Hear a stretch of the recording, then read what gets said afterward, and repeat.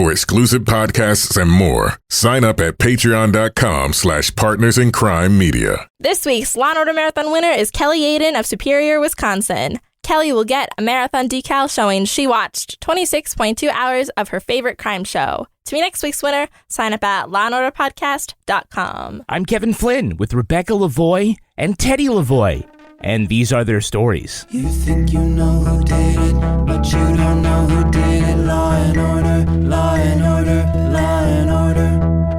It's no ordinary police procedural, baby. It's the FNOG of police procedurals, baby. Law and order, law and order, law and order, law and order. These are their stories, these are their stories. Welcome to These Are Their Stories, the podcast about network TV's most enduring crime franchise and the real-life cases that inspired their shows. I'm Kevin Flynn. Each podcast will break down an episode from either Criminal Intent, SVU, or Original Recipe. And today, we're looking at Special Victims Unit, Season 4, Episode 13, Rotten. So he arrived at the tombs before midnight and was dead by 4 a.m., 5 the latest. He was bleeding internally before he got transferred. The cop must have sodomized him inside the precinct. Joining me to do just that is true crime author and the host of Crime Writers On and Netflix's You Can't Make This Up podcasts, Rebecca Lavoie. Hello, Rebecca. Hello, Kevin. And rounding out our panel is our special guest from Rebecca's uterus. It's Teddy Lavoie. Teddy. Am I allowed to lie on here and say that I'm happy to be here? Oh, come on now. You're the youngest of the children. You finally got your appearance here on These Are Their Stories, but we have to start. Is that supposed to be a good thing? It's a good, well, I don't know. It's good for you, I hope. We have to start with some Law & Order news, though. Season 21 of The Mothership will officially relaunch on February 22nd Yay. on NBC. No. Anthony Anderson Yay. will be back Yay. as Detective Kevin Bernard. Not only do I need this job, I like this job. And you cannot mess that up for me. And Sam Waterston will return as Jack McCoy. Oh, yay. There is no evidence whatsoever indicating this was politically motivated. Allowing the defense to even suggest as much will do nothing but inflame and mislead the jury. Now, a lot of the other members of the Season 20 cast are already employed. Jeremy Sisto, Elena De La Garza, and Esapatha Murkerson. They're all regulars on other Dick Wolf shows, FBI and Chicago Med. One actor that will likely not make an appearance is Chris Noth, and we'll leave it there for now. Yeah. So, Teddy, tell me, are your childhood memories just filled with Law and Order on television? Yeah, something like that. I mean, I remember Rebecca only watching two things in my youth, being every soap opera I could ever imagine. Yeah. And Law and Order. Yeah. Oh, and HGTV. Well, yeah, but I didn't care about that. And actually, then again, I didn't care about all three of these things. Well, look, you have parents who wrote books about murder, have a podcast about murder, have another podcast about rape and murder. Can I ask, is that why their parents won't let your friends come over? No, I don't. Actually, I don't let my friends come over because my parents are freaks. Oh, yeah. Facts. Boy, is it too late to get Lily or Henry on the podcast instead? Sorry, neither of them are home. It's true. So, Teddy, of all the franchises, which two cops are your favorite Law and Order detective team? Favorite Law and Order detective team. Oh, Olivia and Finn. Ooh. I mean, I've only seen like 3 episodes of Olivia and Finn, but I think they're the best duo. Yeah, they don't get a lot of screen time together. No, they're episodes. They're very like weirdly spaced out cop team, but I think they work well together. Yeah, they certainly work with all the bad cop episodes. You know, Cop's possibly a rapist from Caddyshack. Yep. Let's get Olivia Benson hooked up with Finn. Also, Teddy, can you tell us who's your favorite prosecutorial team? Favorite Law and Order district attorney prosecutorial team. The one that does the good thing. Yeah. The one that does the good thing. Well, so all Barba, maybe? You like Barba or Cabot or I guess Cabot. Yeah, Cabot was the one in this episode. Did you like her? Yeah, she's cool. Yeah, she's I mean, blonde. I don't know. That she is indeed blonde. Yes. I mean that doesn't really affect anything of my opinion, but sure. Okay. Well, I guess Cabot. We're going with Cabot. She's serious. Also, she died like 4 times. Wait, she died 4 times? Well, it was like fake dying. It was like staged. And she went to the witness protection program. It was a whole thing. Are you sure this isn't a soap? All right, now let's take a look at the first half of this episode. Special Victims Unit, Season 4, Episode 13, Rotten. You know what they say, if you can't do the time, don't do a 15-year-old girl and get her pregnant. As we watch Romeo get processed and thrown in a cell, the guy on the bottom bunk rolls off, a puddle of blood on his sheets. What's his story? Sodomized with a foreign object. Bled out internally, probably perforated his colon. Benson and Tutuola learned Carlos Torres went to the infirmary when he arrived, just as rival drug runner Hector Ramirez went there too. But he didn't lay a hand on him, neither did the gay prison guard who escorted Torres to the shower. That's when Warner adjusts her time of death. The victim was sodomized before he arrived at the tombs, back at the police station where he was arrested. The head of the 29th precinct says Torres was arrested after a street fight by Officer Cooper and his rookie partner, and he struck Officer Edmonds when he resisted. Did Edmonds come back from the hospital to get payback? CSU finds Torres' blood in the precinct bathroom and on the handle of a toilet plunger. Edmonds quickly confesses to the assault, and so ends another 20-minute episode of Law & Order SVU. But wait, Benson says someone had to hold Torres down. Who are the accomplices? Cragen says the brass think the investigation is over, so keep it under the radar. But I'd say poor little statutory rapist going into jail, he's lucky that guy died because the next plunger was definitely for him. Oh, my God. Just let me talk to Mrs. Parks. I try to make her understand. It's not gonna help. She's on fire. She wants you to pay for what you did to her daughter. I love Sarah. Look, she's pregnant and I want to marry her. She was 15 when you took her to bed. You're 21. In case you haven't heard, there's laws against that. I think Finn was super nice to him, actually. I don't know. I think Finn was just being Finn. Well, what do you mean by that? I mean, he's not being nice or an ass. He's just Finn. Yeah. I do miss Ponytail Finn, I have to say. That's true. Ponytail Finn was a phase that I did dig. Well, Stabler is conveniently at a conference. Thank God. Which we know is just really a vacation from his horrible children. So Olivia is left alone to walk through the cell block. Yeah. Does anyone remember Miggs in Silence of the Lambs? Oh, Kevin, stop it. I'm saying she's lucky she didn't get a face full of knuckle chowder. Well, I gotta say, one thing that Rebecca brought up that I do very much agree with, the blankets in those prison cells looked very cozy. They did. they were like straight up grandma quilts right there. They had some wonderful, cozy, like buffalo plaid situation going on. I was kind of jealous. So nice you can be bleeding out your asshole and just curl up in one and you don't care anymore. Exactly. Look like they were in a Wes Anderson film in those cells. Personally, I think that Perforated Colon sounds like a band name. That would be a good band name. It would. Perforated Colon. Yes. And then, like, you could have... Who's the opening act? Who's the opening act? Semicolon. You too. Comfy prison blankets. How about a lightly touched prostate? Yeah. Time of death. Time of death. Well, we hear that Torres should have been in the Dominican cell block, and he was in danger in the Mexican cell block. I didn't know they broke up their cell blocks like this. I want to know, Rebecca, what do you think the Irish cell block looks like? I think all the food is beige. I think that they're racist against Italians, and that they think the Polish work very hard. Yeah, I think some guy's got an acoustic guitar that he takes out. This is probably a lot of yelling. Non-consensual songs sung, like pub songs. You remind me of college right now. So Finn and Liv question the guard that escorted Torres. And because he's gay, he thinks they're accusing him of butt stuff. Well, to quote him specifically... I'm a suspect because I'm gay. No, it's because you were the last person who had access to the victim. And since I'm the sodomy expert, I did this to teach a homophobe a lesson. Is that your theory? I didn't touch the little creep. Yes. Yeah, because apparently what he thought, that they thought because he was an expert on... Butt stuff, buggery, that he'd be the guy. So this is like the worst. Here's why.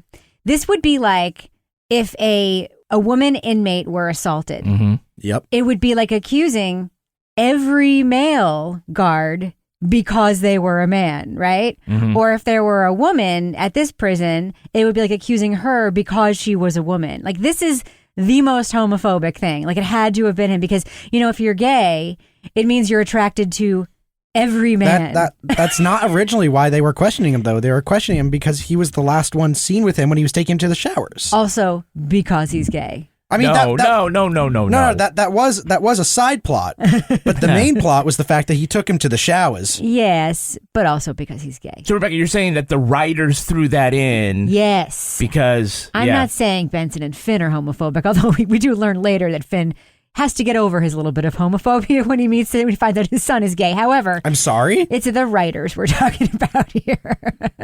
So, by the way, they follow this guard into the locker room. And there are stickers and graffiti everywhere, like on all the lockers. So here, I was able to look really closely. And I what saw was it actually too. there. I saw it too. So first, the guard had spray painted on the inside of his locker the phrase, "Lock your locker." Because I guess like that little string he had around his finger didn't work. Someone had a sticker that said, "Bad cop, no donut." Huh. One said, "Hired in my 20s, retired in my 40s. Can't touch this." Huh. That's what you get to say when you're in the police union, I guess. What is the deal with prison guards like vandalizing their own locker room? Yeah, actually, that's a really good point. Like that was like spray paint. It wasn't like car stickers or anything. Yeah, someone brought spray paint. Who brings? Yeah, I'm gonna go to my job next time. I'm gonna be like, hey guys, I have some spray paint. Who wants to vandalize everything we own? Yeah, you can't smuggle stuff. I mean, I guess they can smuggle drugs into the prison. Why not spray paint, right? By the way, there was one last thing. There was a bumper sticker on one of the lockers that says, "I fish and I vote." What is the political influence of fly fishermen in New York? There is none. Libertarian. Yeah. None. Politicians know not to cross Big Hook. They're coming for my tackle. Yeah. So the gay guard's alibi was that he was on the down low with an attorney at the time. Yep. Indeed. So they go to the door and his wife is all in their face. Yep. Who is it? It's the police. Let's see that again. Which precinct? Manhattan SVU. Sex crimes. What's this about? We're looking for Chris Hartford. Why are you looking for my husband, Detective? I gotta say, for a nosy wife, there's a big clue that she's missing. Yeah.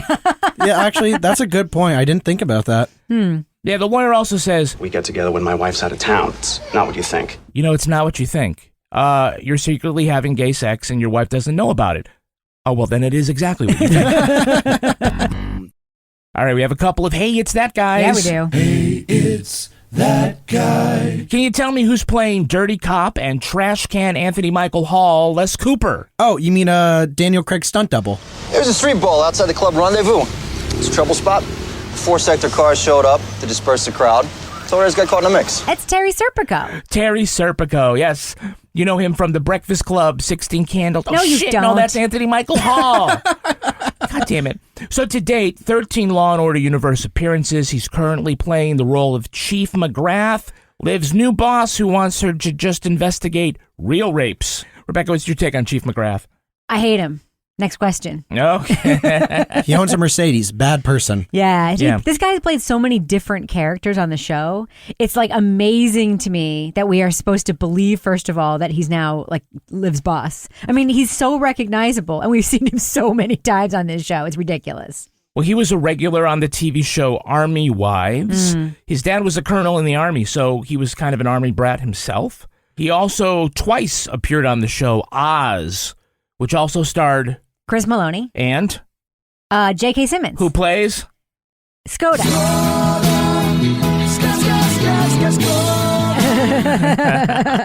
So who's playing cop with a plunger, Luke Edmonds? This kind of high-stakes game, your number comes up eventually. Doesn't matter if it's us or the streets. Game over. Oh, I do know that one. That's Tom Cruise's cousin, William Mapother, or however the hell you pronounce however the hell you pronounce it. He was on Lost. Yeah. Wait, he was on Lost? Yes. He was on Lost as Dr. Ethan Rom. Oh, shit. Which is an anagram for what? Bad bitch. Other man. Remember the others? Yes, I do Other remember man. the others. It's an anagram for Tom Cruise's cousin. Yeah, so Tom was born Thomas Cruise Mapother IV. Okay. Tom Cruise is better. William had bit parts in Born on the 4th of July, Rain Man, Cocktail, Magnolia, Mission Impossible 2. Are you seeing a pattern? I am. Yeah, maybe. It's called Coattails. By the way, Teddy, that was aimed at you. I was told by you guys to be here. I don't know what the hell you're talking about. You didn't ask. It is true. Did you recognize the actor playing the prison warden in The Tombs? Yes, I did. You'll be fingerprinted, photographed, cavity searched, and assigned a cell. Chow is at 7 noon and 6, lights out at 9:30. Have a nice day. Tell me his name. His name is Chad Coleman, and we know him as Fred Johnson in The Expanse. Yeah, actually, it's Chad L. Coleman, Rebecca. Okay, sorry. The only reason I know him is because we're currently watching The Expanse. Right. He played Fred Johnson in the Amazon sci-fi series, also known as Cuddy Wise in The Wire. That was the ex-con who started a boxing gym. Huh. And as Therese Williams on The Walking Dead. Okay, I was too scared to watch that. I see that. Yeah, I'm scared of zombies, as we all know. Yeah, and apparently you're scared of anything on CBS. So. It's true. That is true. Yep. Teddy, did you watch Walking Dead? Very briefly. Why'd you drop out? Too scary? No, I hated it. It was bad writing. Yeah, so Chad grew up in the foster system, and today he is a devoted father. He is the celebrity spokesman for, wait for it, Rebecca, Date with Dad, a dad and daughter's event in Richmond, Virginia. No. Oh, Jesus. Okay. Before we laugh too much at that, I got to tell you, it's designed to empower black girls and their fathers, incarcerated fathers, teaching black dads how to take care of their black daughter's hair. Great. All sorts of really empowering stuff. That's all good. That's actually very, very good. Yeah, they got to work on that title. So it's not. So it's not one of those like daddy-daughter dance situations. Well, they have that, but so it's not one of those like I promise a dad I'll stay a virgin situations. No, it's not one of those. Good. They've really got to work on that title. They really do. I think it's time to rebrand this organization. Yeah, because really, Date with Dad is an alternate title for about 30 SVU episodes. Sure so. We have a Hey, It's That Girl. We do. Hey, it's that girl. Who's the actress playing Edmund's girlfriend, Stephanie Grayson? I actually do know this one. Yeah? Yeah, I had to write down her name because I do know it. I actually do know it. Okay, that's Amy, I think it's Landecker. She played Sarah on Transparent. Yes. I met him at the hospital when his brother OD'd. I'm a nurse. He took it really hard. Parents were dead. He practically raised the kid himself. 5 Law & Order Universe appearances. Yeah, she played Sarah Pfefferman on Transparent. You may also know her as Mrs. Bradley Whitford. Really? Yes. They met on the set of Transparent. Huh. Amy also had a minor role in The Handmaid's Tale, or as we like to call it now, Texas. Oh, yeah. Yeah. By the way, she had one of her first jobs in show business was she is a voice double for Julia Roberts. You're kidding. Julia Roberts? Yeah, like when they had to dub over stuff in trailers and things. Listen to her voice again. Said Vasquez was too slick to get pinched. So he tailed him to catch him in the act. This summer. That's amazing. You kind of hear it though, right? Yeah, so like you mean when they do like Pretty Woman on TV and you can't use swears, like that's her probably? She probably went in and she says, buttocks. I doubt you recognize the bartender, but I wanted to bring him up again. No. That's where you're wrong, detective. Even a gangster needs a safe place to take his woman. That's Victor Colicchio. I bring him up because he was the tweaker in that Law and Order episode Mayhem, where Logan cornered him and he said, "Put the burrito down, senor." Oh. And then he danced all over the desks in the I want something to eat. in the squad room, and Logan had shoved a whole bagel in his mouth. Yep. Oh, what have I missed? Just about 30 years of television, that's true. all. Yep. Did you recognize the prison nurse? No. I had no idea he had a serious injury.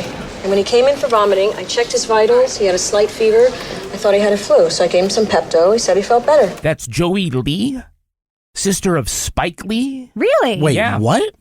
Yeah, she wrote the screenplay to Crooklyn, and she was in Do the Right Thing. She's Got to Have It, Mo Better Blues. Are you seeing a pattern? Yes. But it's not coattails because she's awesome. I do remember her in Mo Better Blues. Right. She played one of the 2 female leads. She did. Spike Lee cast her as Denzel Washington's love interest, and they had a sex scene, which I think is the loveliest thing a brother can do for his sister. Oh, God.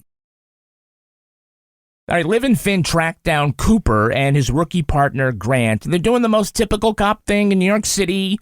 They're getting coffee in those little blue Greek cups. Yep. But Cooper takes the plastic cover from the cup and he licks it like a cupcake. Wait, did I miss that? Did you miss that? I think I missed that. So, the little plastic, he just like with his tongue licked it. That's where all the and sugar then put it on is. the top. Yeah. Is that what it is? How tasty is this coffee you have to lick the cover?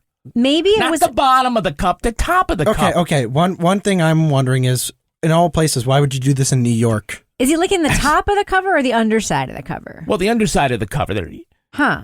Weird. Yum, yum, yum, yum. Got to get it all. What's weird about that is that the Isn't cover... he just licking steam? Yeah, the cover, though, is the part that, like, you know how, like, when you get a cover when you're in the 7-Eleven or whatever? Yeah. You always end up touching the one underneath the one you're going to get. So you know that cover's been touched, like, a lot. He's licking other people's fingertips. Totally. Oh, wonderful. Hey, not for nothing, but Grant calls Edmonds Edwins. Yep. But once he took a swing at Officer Edwards, that was it. So, nice job, script supervisor. Continuity supervisor. So they do bring in the black light to look for blood in the men's room. The trail of blood leads out of the stall. They sodomized Torres with whatever was handy. Someone had a bad experience at Taco Bell. Yeah. Well, I am amazed. That's all the bodily fluids they found in the men's room. Yeah. Not one splash of tinkle by the toilets. Come on. Yeah. Does the black light all do? I mean, I guess it does do everything, right? It mainly does germs, right? Yeah. It does semen. Fluids Yeah. and... Yeah. Why is the handle of the plunger dirty, but the plunger part so clean? Yeah, that was weird. I did notice that. That's an excellent point. I didn't think about that. Maybe it's never been used. Maybe it's a new plunger. Yeah, maybe they just bought it like that week. Yeah. Maybe they just cleaned the bathroom and then they had this bloody attack and some janitor walks in like, fuck, again? Oh. Those guys have been to crime scenes. How come they're so bad at getting rid of blood? You would think that maybe they'd get rid of the plunger, if nothing else. The plunger costs like $4. You see how much coffee they're having? They need that plunger. It's true. If they have to lick the cover. Now let's take a look at the second half of this episode. Warner says she's got evidence that Torres was attacked in the police bathroom. Victim's got deep tissue bruising on both his hands and knees, consistent with the mosaic tile in the precinct bathroom. So he was on all fours. Figures he had to be so Edmonds could have access. He's also got a long cylindrical bruise across the back of his shoulders, indicating he was held down by force. Nightstick to the neck? That would get the job done. Olivia and Finn learned from Edmund's girlfriend that his little brother died of a drug overdose, and he's been on a mission to take down dealers. So much so that he killed one and dumped the body. Liv defies Cragen's order to stay away from Edmund's precinct to find out who his partner was the night of that killing. It was Officer Cooper, who's been spending money on a Mercedes and a Corvette, but apparently not landscaping. IAB says Edmund's finances are clean, but Cooper is somehow living way above his means. The detectives tell Cabot there were 5 other dealers killed, all who had bruising consistent with police chokeholds. They believe Edmonds was killing dealers for revenge, and Cooper was killing them for money. Liv says the cops grabbed up Torres, but the street brawl screwed up their plans, so they took him back to the precinct to plant drugs in his rectum, sure to be discovered during the prison strip search. Instead, Torres slugged Edmonds, who then went overboard with the plunger. Alex tells Edmonds his deal is off the table unless he dishes on Cooper. He says he did it because Cooper saved his life, but he had no idea his partner is getting paid to kill dealers.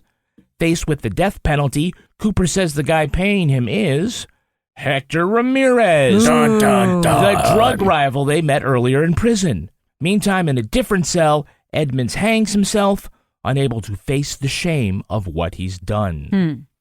So Edmonds' girlfriend said he shot a drug dealer, but we learn no, he actually slit his throat. Yeah. So he had to incriminate himself on murder to impress his girl, but he had to lie about one little thing because he didn't want it to go too far? Well, she's a badge bunny. She's a badge bunny. She's a badge bunny. A badge bunny.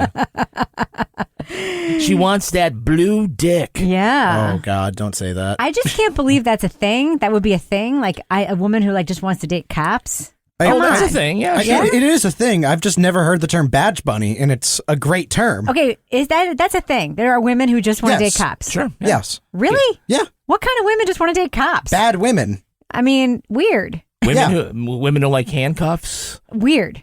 Well, I mean, they're authority figures, people. Yeah. You don't shame People who people. Yeah, People who want good kink shame. pensions. yeah. Hey, People who like guys on the take. People want a guy who can be a housewife for like the half of their life. Yeah, I guess. yeah, hired in their 20s, retired in their 40s. Can't touch this. Yeah, I guess so. Yuck. So the crime theory becomes that Torres would get an extra 10 years behind bars if he were caught sneaking drugs into the prison. So the cops put a baggie of something in his bum and pack him like a Revolutionary War cannon. I'd say more like a Trojan horse.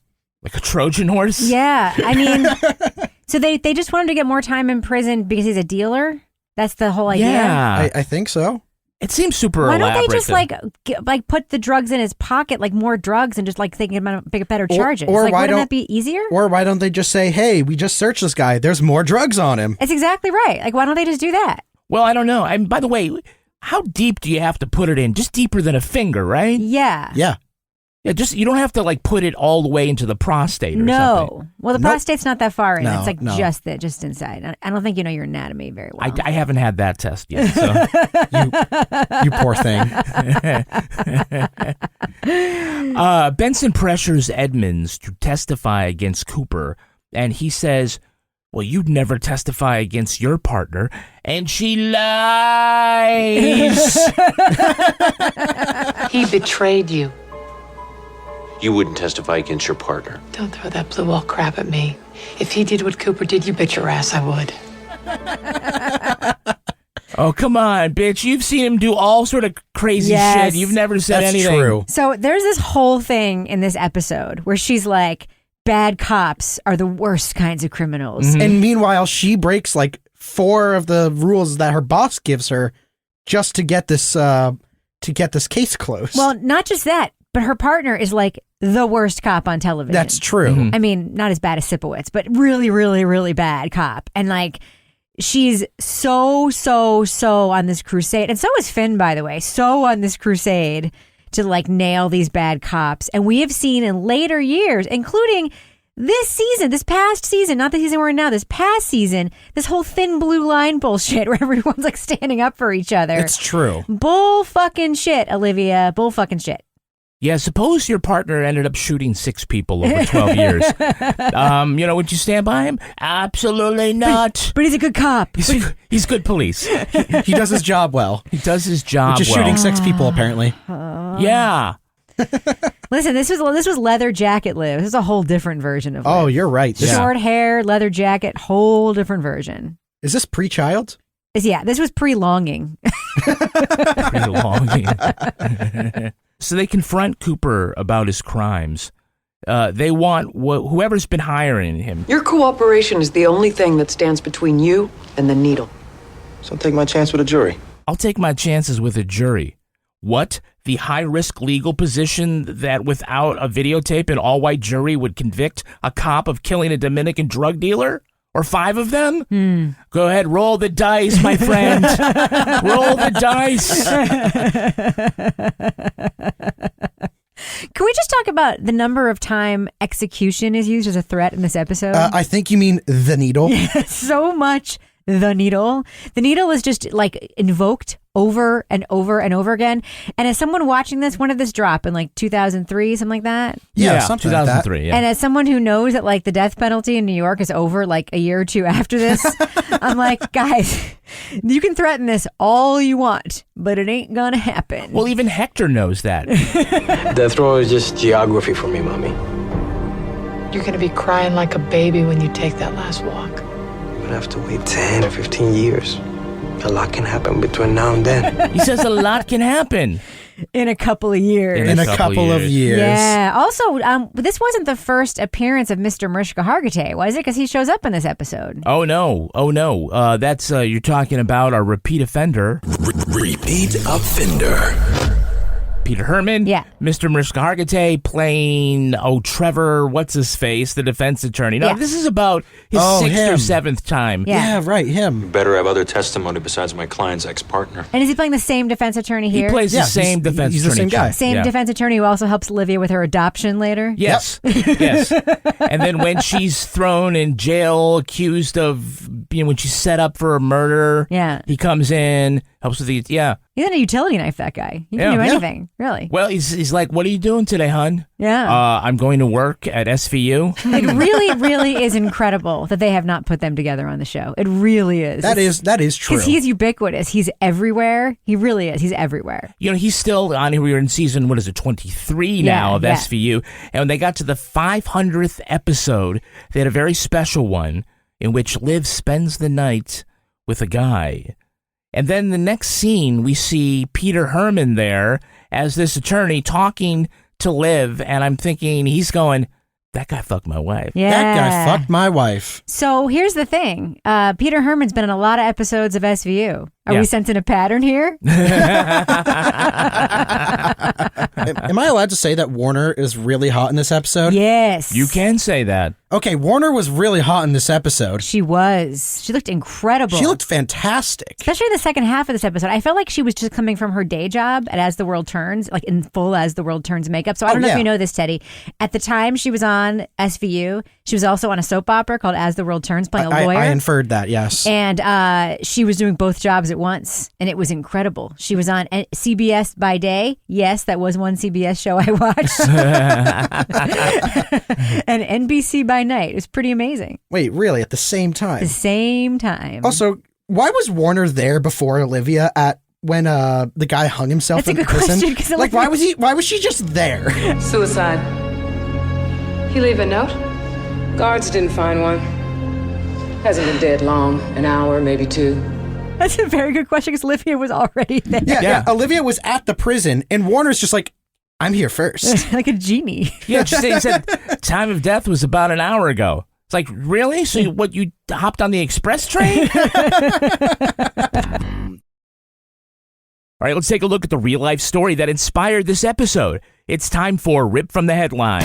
You think you know who did it. You think you know who did it. But you don't know who did it. You don't know who did it. Rip from the Headlines. Plot points for this episode were inspired by the 1997 police brutality case against Abner Louima. The 31-year-old Haitian immigrant and his friends were trying to break up a fight between two women outside a Brooklyn nightclub, which quickly turned into an all-out Donnybrook. Officers from the 70th Precinct responded and charged Louima with resisting arrest. On the way to the station, Louima was beaten with nightsticks and walkie-talkies. While in custody, he was taken to a restraint room where Officer Justin Volpe crushed his testicles and sodomized him with a broom handle.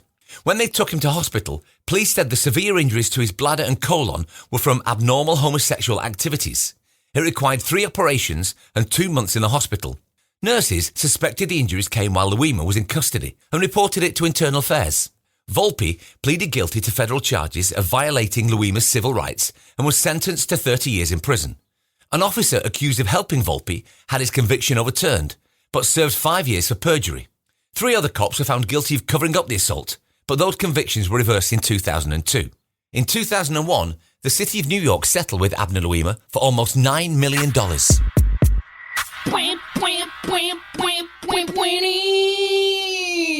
So Abner Louima kept $5.8 million in proceeds of his lawsuit and established the Abner Louima Foundation. The goals were to fund a much-needed hospital in Haiti and community centers for Haitians in Miami and New York. Interesting. Haitians. As our friend Cy Frater said. Yeah, I remember that story. That was frickin' awful. Wait, were you in New York at that time? No, I lived in New Hampshire already at the time, but I will never forget the Abner Louima story. That was one of the, obviously there are millions of cases of police brutality that have become very public since then, but that was a very, very high profile case. Yeah, as Cy said, he needed 3 different operations to repair the damage from this assault. Yeah, yes. Jesus. And it was also such a distinguished way of being assaulted. I think that's why I kind of floated to the top, but I know that stuff like that happened all the time back in 2002 even. I was listening to the recap. That man's poor boys. Yeah. Jeez. Yeah. It was really, really ugly. Popped like a balloon. Yeah. By the way, Abner Louima came to this country with a degree in engineering. Yep. Today he's a philanthropist and a real estate investor. And the website that lists notable people's net worth lists his profession as Haitian torture victim. Oh, my God. Oh, no. Jeez. That's so typical, right? torture victim. To like make somebody like publicly the product of the worst thing that ever happened to them instead of like everything they've accomplished since then and before. We take the trouble of figuring out their finances, but not exactly. Yeah, Jesus. So in February, a judge denied Volpe's request for compassionate release because of COVID in prison. Good. All right. He's actually serving the time in Texas, by the way. It was a federal crime that he ended up getting hit with. The judge said there wasn't a compelling reason to let him out. Look, he's done 21 years and is scheduled for release in 2025. Teddy, did he serve enough time? What was his crime again? Well, do I have to explain? It was for the assault. It was for the assault on Abner Louima. Oh, we're talking about the cop. Yeah. Yeah, I'm talking about the cop. Oh, sorry. Yeah. I completely spaced out just then. Did he serve enough time? No. 20-something of the 30 years, yeah. No. I agree. I mean, I think that a cop in particular has a extra responsibility to not assault people while on the job. That was also something that was covered in the episode. Yes. Yeah, to be held to a higher standard, yes. as Olivia said. As Olivia lied and said. Well, the other cop, Charles Schwartz, served time for perjury, but he got the civil rights violation charges against him overturned. How? We had a great attorney, and guess who hired Schwartz as criminal attorney recently? O.J. Simpson. No, that would be the Trump organization, just in case. Yeah. Is that in the case that New York City is, New York State is? Oh, apparently all of them. Yeah. He's there for all of them. Yeah. Schwartz was fired by the police department, but he's got a new job on the city payroll. He is a carpenter for the housing authority, making 6 figures a year. Oh, God. So he's failing up. He's failing up. Fantastic. Well, okay, wait. Look, he's not a cop now, but don't we believe in a chance for rehabilitation and gainful employment for ex-convicts? Yes. I believe that, generally speaking, yes. I do not believe the city of New York should have rehired this guy in any capacity. Of all employers, yeah. Yeah, the city? No. That just seems like bad marketing on their part. But he also broke the trust of the people of New York in a major way. Yeah. He should not be employed by the city of New York, or he should not be employed by any public organization, period. I don't think anybody of crimes of his standard should be reemployed. Not so much not have the chance for rehabilitation, but just be like given that same standard of that chance that some people deserve. Exactly. So are we saying you did a certain kind of crime, so certain kinds of employment is off limits to you? I am saying he should not be employed by the city of New York in any capacity. I don't think you should be banned from that kind of employment, but I thought it was kind of unusual that the city would say this is somebody we want to have back with Correct. us. I mean, that's okay. That's weird. By the way, if he's anything like my carpenter, he's definitely got the qualifications for the job. That is going to do it for us. I want to thank our special guest, Teddy Lavoie. Teddy, where can our listeners follow you online? Don't find me. Rebecca Lavoie, how can our listeners follow you? On Twitter and Instagram, I'm at Reb Lavoie. And you can track me on Twitter at Kevin P. Flynn. You can also tweet to us at Law & Order Pod or follow us on Instagram at These Are Their Stories Podcast. Our newsreader was Cy Frater. Our theme music was composed and performed by Uncanny Valleys. Content assistance from Travis Roy. Lily Flynn handles promotions. To get ad-free episodes of These Are Their Stories a week early, sign up for Stitcher Premium. All clips in this podcast were used in compliance with the U.S. Copyrights Act fair use exemption for criticism and commentary. Go to lawandorderpodcast.com and sign up for our newsletter for a chance to be our next Law & Order Marathon winner. These Are Their Stories was recorded in the Yoga Loft above the Bodega in Bay St. Louis, Mississippi studio and is a production of Partners in Crime Media.